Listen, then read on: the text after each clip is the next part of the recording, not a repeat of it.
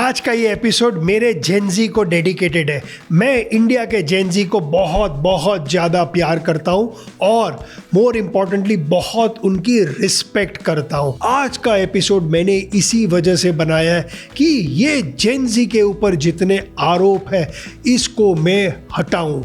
इस एपिसोड में मैं मेरे जेनजी के बिहाफ में बात करूँगा, आपको बताऊँगा क्यों पेरेंट्स आपकी सोच हमारे जेनजी के बारे में कितनी ज़्यादा गलत है।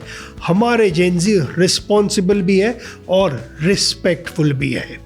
सबसे पहला आरोप मेरे जेनजी पे ये लगता है कि ये अपने पेरेंट्स के बारे में केयर ही नहीं करते। ये अपनी लाइफ में इतना ज़्यादा बिजी है, अपने टेक्नोलॉजी और सोशल मीडिया में इतना ज़्यादा बिजी है, ये ना सिर्फ अपनी हेल्थ निगलेक्ट करते हैं लेकिन ये अपने परिवार की हेल्थ को भी निगलेक्ट करते हैं। फैक्ट दोस्तों, इसका 180 डिग्री ऑपोजिट है। हमारे जेनजी सुपर रिस्पॉन्सिबल है। ये ना सिर्फ अपने हेल्थ को कंट्रोल करते हैं लेकिन ये अपने से ज़्यादा अपने पेरेंट्स की हेल्थ को इम्पोर्टेंस देते हैं। पहला एग्जांपल, ये बहुत एडुकेट कर रहे हैं अपने मॉम और अपने डैड को कि डैड मॉम सुबह सुबह उठ के चाय में बिस्किट या टोस्ट या रस्क डाल के मत खाइए।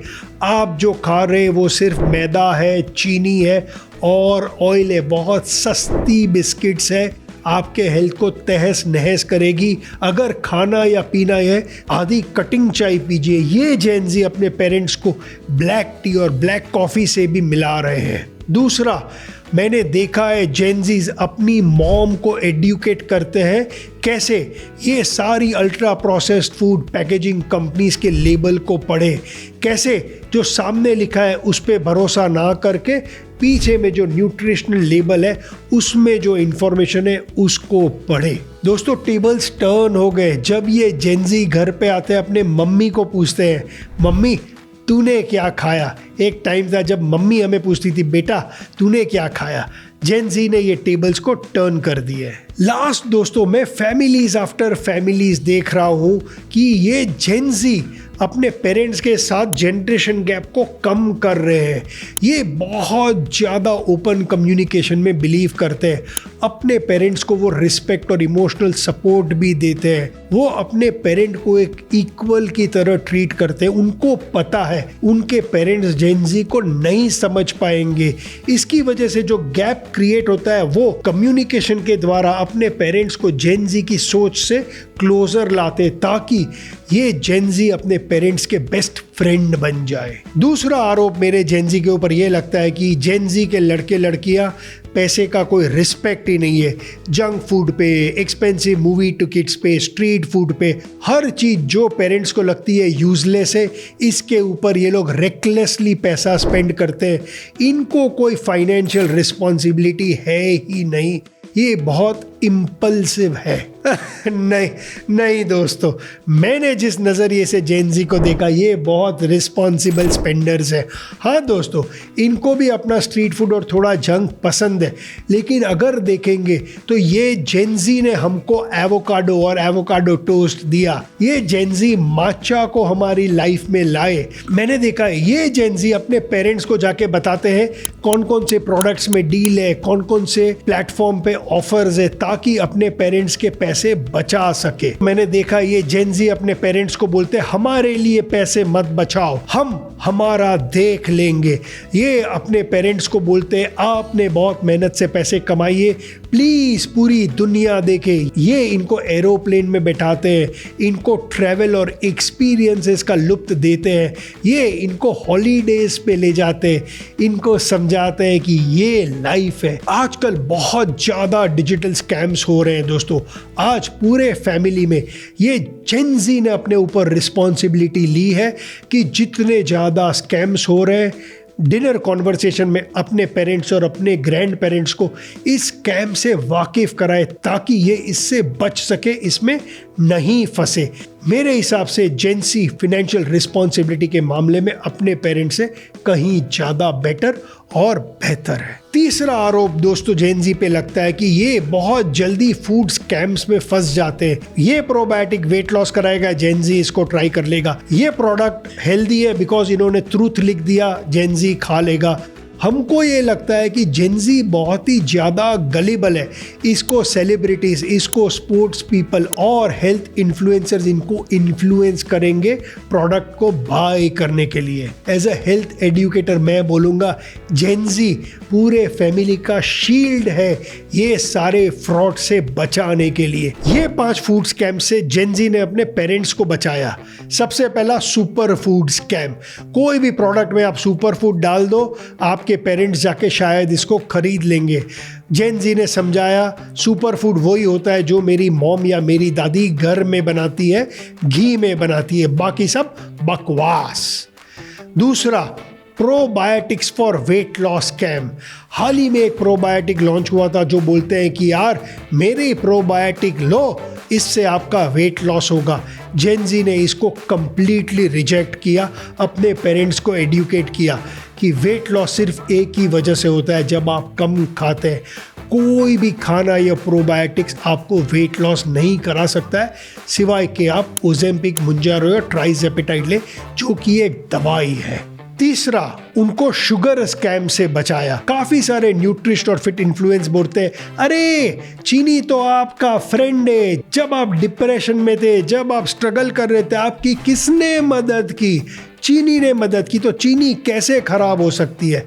नहीं दोस्तों, जेनजी ने अपने पेरेंट्स को बताया कि आपके एज में आपके लिए चीनी पॉइजन है। जब आप बहुत ज़्यादा चीनी खाते हैं आपको चीनी की आदत लग जाती है।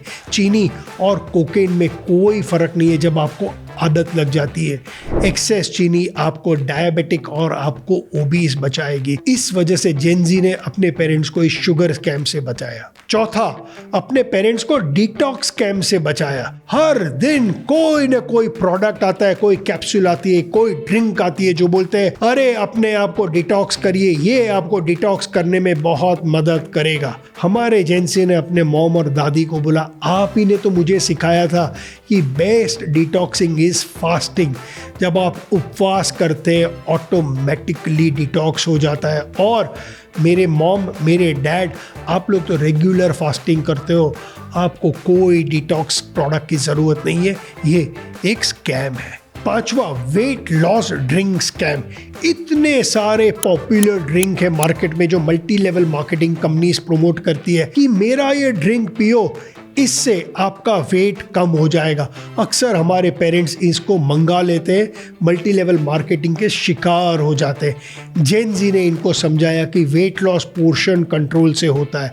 अगर आपको सच में वेट लॉस करना है, थोड़ा कम खाओ, आपका वेट लॉस हो जाएगा। चौथा आरोप मेरे जेनजी के ऊपर, ये इतना ज़्यादा केयरलेस है कि जब ये पिक्चर जाते हैं 300-400 रुपये की टिकट लेते हैं, 300-400 रुपये का पॉपकॉर्न खाते हैं, इसके अलावा ये 100-200 रुपये की पेप्सी पीते हैं, एक पिक्चर के पीछे 1000-1200 रुपया स्पेंड करते हैं अपने बॉयफ्रेंड और गर्लफ्रेंड के पीछे। ये अपनी वेल्थ और अपनी हेल्थ को डिस्ट्रॉय करते हैं।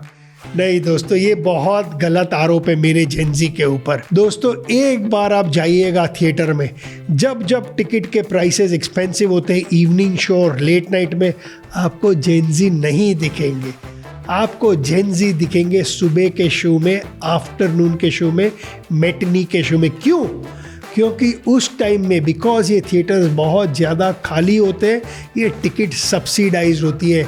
99 रुपीज़ में उनको टिकट मिलती है, तो 200 रुपये में वो अपने बॉयफ्रेंड या गर्लफ्रेंड के साथ पिक्चर देखने जाते हैं। मोस्टली बोथ बॉयफ्रेंड, गर्लफ्रेंड या जेंसी जब अपने दोस्तों के साथ पिक्चर देखने जाते हैं दोपहर को, ये घर से खाना खा के जाते ताकि ये फुल हो।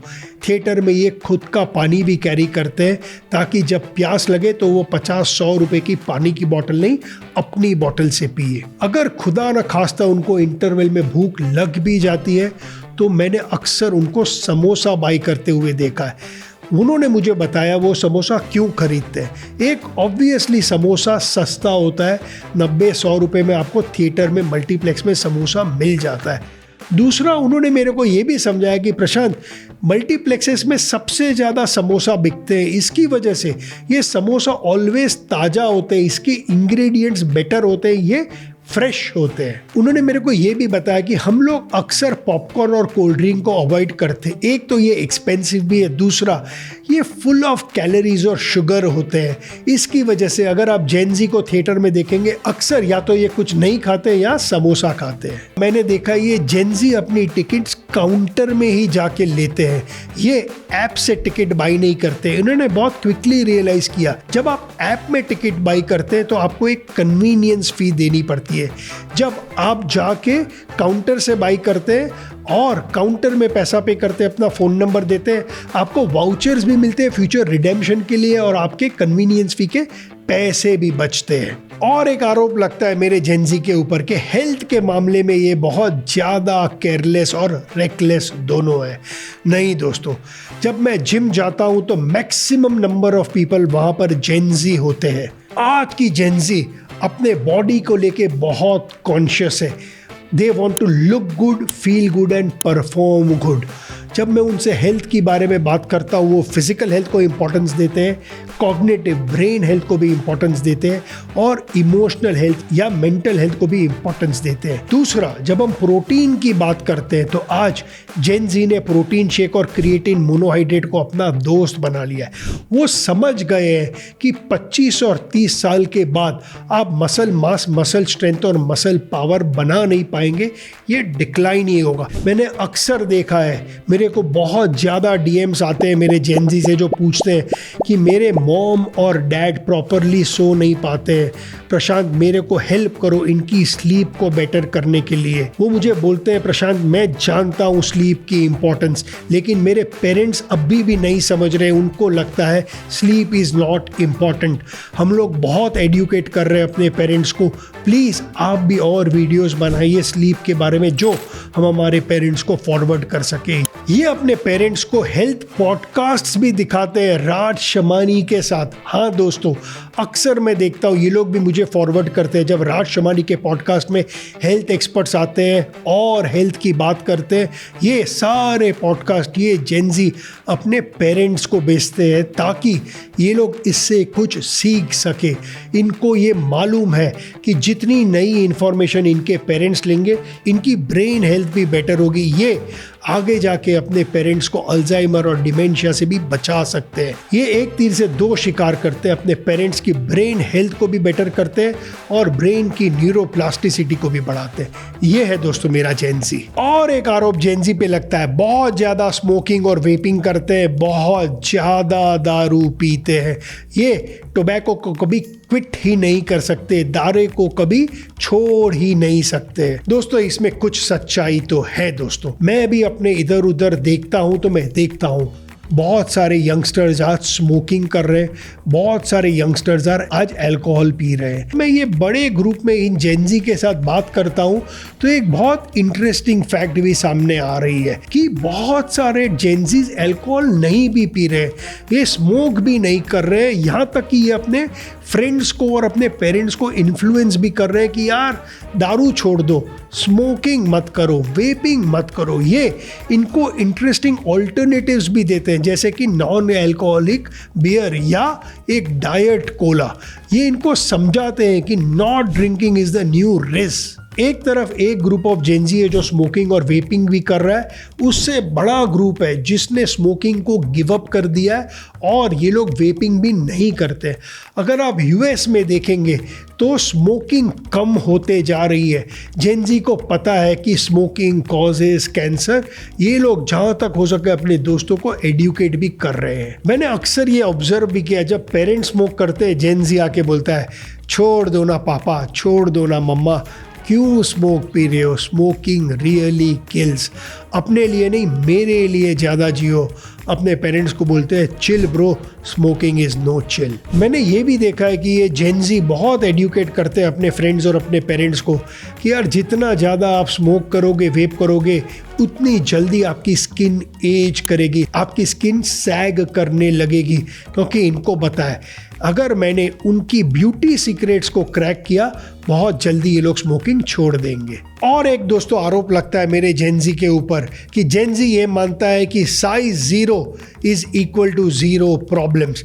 इसकी वजह से आज के जेनजी बहुत ज़्यादा दुबला होना पसंद करते हैं, बहुत ज़्यादा क्रैश डाइट पे करते हैं। नहीं दोस्तों, मैं तो ये नहीं मानूंगा। मैं ये बोलूँगा जेनजी नहीं, लेकिन हमारे जनरेशन के लोगों को आज एक नया शौक चढ़ा है 6 पैक एब्स का, बिकिनी पहनने का और साइज 0 में फिट होने का।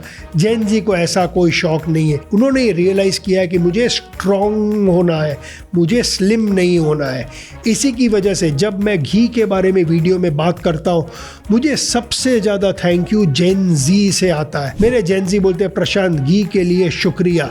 यही जेनजी है जिन्होंने अपने लाइफ में एवोकाडो को लाया जिसमें बहुत ज़्यादा फैट होता है। यही जेनजी आज बहुत ज़्यादा नट्स खा रहे हैं जिसमें गुड फैट होते हैं। जेनजी को पता है fat does not make you fat. अगर आप फैट को कम कर दोगे लेकिन बाकी बहुत ज़्यादा कार्ब्स खाओगे तो आप मोटे होंगे। मेरे जेनजी को ये पता है। मैंने देखा है जेनजी को अपने पेरेंट्स को बोलते हुए कि भाई विटामिन डी डेफिशिएंसी है, सिर्फ विटामिन डी लेने से ये दूर नहीं होगी, इसके अब्जॉर्प्शन के लिए आपको फैट्स की ज़रूरत है। और जब आप घी खाते हैं आपका विटामिन डी अब्जॉर्प्शन बढ़ जाता है। मेरा जेनजी ये बिलीव करता है कि आपका ब्रेन 60% फैट है। अगर आपका ब्रेन 60% फैट है तो फैट आपके लिए हार्मफुल नहीं हो सकता है। Access fat is harmful, fat harmful नहीं है। और एक आरोप है मेरे जेनजी के ऊपर, क्योंकि ये बहुत यंग है, क्योंकि उनके सेल्स एक लंबोर्गिनी की तरफ बिहेव कर रहे हैं, पावर कर रहे हैं, ये अपने आप को मेजर नहीं करते हैं, ये ब्लड टेस्ट नहीं करवाते, इनको एक बहुत ज़्यादा फॉल्स सेंस ऑफ सिक्योरिटी है, ये इनको एक ओवर कॉन्फिडेंस जोन में ले जाती हैं जिससे ये बहुत केयरलेस हो जाते हैं अपने हेल्थ और अपने ब्लड पैरामीटर्स के लिए। दोस्तों ये गलत है। अगर आप देखेंगे जैसे जैसे जेनजी या तो काम में लगते हैं या ये अपना हेल्थ इंश्योरेंस कराते, जो मोस्ट जेनजी कराते, क्योंकि जब आप जेनजी होते हैं आपके हेल्थ प्रीमियम बहुत रीजनेबल होते हैं, इनका हेल्थ चेकअप होता है। जब ये हेल्थ रिपोर्ट मेरे जेनजी के पास जाता है, मेरा जेनजी इसको प्रॉपरली पढ़ता है, सारे लेवल्स को चेक करता है। अगर लेवल उस जोन से बाहर है, ये गूगल भी करते हैं, मेरे को डीएम भी भेजते हैं कि इसको बेटर करने के लिए मैं क्या करूं। उनको ज़रूरत नहीं है मेरे और आपकी तरह हर 6 महीने ब्लड टेस्ट कराने की, लेकिन ये हर साल 2 साल में इनका एक ब्लड टेस्ट हो ही जाता है। और एक आरोप लगता है जेनजी के बारे में कि ये हमेशा स्ट्रेस्ड रहते हैं, 24/7 उनकी लाइफ बहुत ज़्यादा स्ट्रेसफुल होती है। हाँ दोस्तों, कुछ हद तक ये सही है। जब मैं ये जेनजी से बात करता हूँ एक चीज़ समझ में आती है, इनको जो स्ट्रेस है वो हमारे स्ट्रेस से अलग है। इनको स्ट्रेस है अपने पेरेंट्स को प्राउड फील कराने का, अपने पापा का नाम, अपने मॉम का नाम रोशन करने का। इनको स्ट्रेस है कि मुझे एम्बिशियस बनना है। इनको स्ट्रेस है कि मुझे एक एंटरप्रेन्योर बनना है, मुझे अपनी एक लेगेसी छोड़नी है। इनको इसका स्ट्रेस है। अगर आप मेरी पर्सपेक्टिव से देखिए तो ये एक अच्छा स्ट्रेस है जो इनको इंस्पायर करता है, ना सिर्फ हार्डवर्क करने के लिए, रिस्क टेकिंग के लिए, बट ऑल्सो लाइफ में कुछ अचीव करने के लिए। ये हर पेरेंट्स के लिए एक प्राउड होने की बात है। मेरा जेनजी ये भी जानता है कि उनके पेरेंट्स को बहुत अलग स्ट्रेस है, इसीलिए वो कोई टाइम नहीं छोड़ते। जब भी मौका मिलता है अपने पेरेंट्स को, अपने ग्रैंड पेरेंट्स को बहुत हंसाते हैं। उनकी ये रिस्पॉन्सिबिलिटी है कि अपने पेरेंट्स और अपने ग्रैंड पेरेंट्स के लाइफ में लाफ्टर को लाए। दूसरा, ये खुद खुश रहते हैं घर में। ये अगर इनको कोई तकलीफ भी है तो ये घर में दिखाते नहीं हैं। इनको पता है कि जब बच्चा तकलीफ में होता है उसका पेरेंट्स बहुत ज़्यादा स्ट्रेस से गुजरते। अगर ये अपसेट भी है, अगर ये गुस्से में भी है, तो ट्राई करते हैं ये घर में ये गुस्सा ना लाए। ये नहीं चाहते हैं कि उनके पेरेंट्स उनके बच्चे को स्ट्रेस्ड देखें। लास्ट दोस्तों, मैं अपने पेरेंट्स के साथ बहुत ज़्यादा शेयर नहीं कर पा रहा था क्योंकि जनरेशन गैप था। जेनजी अपने पेरेंट्स के साथ बहुत ज़्यादा शेयर करते हैं। वो अपने लव लाइफ के बारे में शेयर करते हैं। कुछ जेनजी तो अपने सेक्स लाइफ के बारे में भी शेयर करते हैं, अपने डेट के बारे में शेयर करते हैं, लड़कों के बारे में, लड़कियों के बारे में, अपने ब्रेकअप्स के बारे में शेयर करते हैं। इससे ये दूरियां कम हो जाती है, पेरेंट्स उनके फ्रेंड बनते हैं और ये अपने पेरेंट्स के बेस्ट फ्रेंड बन जाते हैं। और कोई आरोप है मेरे जेनजी के ऊपर? अगर है तो कमेंट सेक्शन में आपके आरोप दीजिए, मैं अपने जेनजी के बारे में, उनके पर्सपेक्टिव के बारे में लिखूंगा भी और इनको डिफेंड भी करूंगा। दोस्तों, मैं एक बहुत प्राउड इंडियन हूँ। मुझे सबसे ज़्यादा प्राइड होता है जब मैं इंडिया के जेनजी को देखता हूँ। ये बहुत ज़्यादा स्मार्ट है।